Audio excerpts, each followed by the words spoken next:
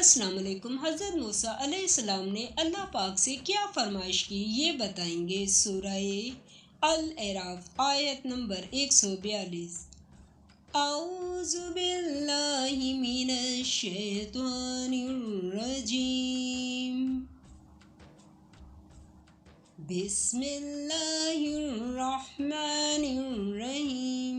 Like کریں، subscribe کریں اور بیل آئیکن پر کلک کریں۔ اور ہم نے موسیٰ علیہ السلام سے 30 رات کی میعاد مقرر کی اور 10 راتیں اور ملا کر اسے پورا چلا کر دیا، تو اس کے پروردگار کی 40 رات کی میعاد پوری ہو گئی۔ اور موسیٰ علیہ السلام نے اپنے بھائی ہارون سے کہا کہ میرے کوہ طور پر جانے کے بعد تم میری قوم میں میرے جانشین ہو، ان کی اصلاح کرتے رہنا اور شریروں کے راستے نہ چلنا۔ سورہ الاعراف آیت نمبر 143۔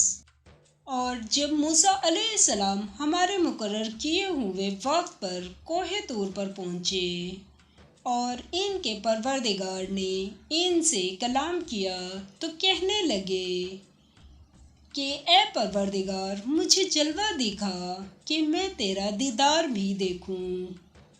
پروردگار نے فرمایا کہ تم مجھے ہرگز نہ دیکھ سکو گے۔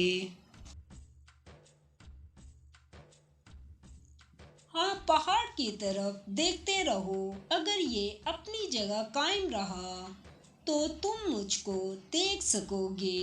جب ان کا پروردگار پہاڑ پر نمودار ہوا تو تجلی انوار ربانی نے اس کو ریزہ ریزہ کر دیا اور موسیٰ علیہ السلام بے ہوش ہو کر گر پڑے۔ جب ہوش میں آئے تو کہنے لگے کہ تیری ذات پاک ہے اور میں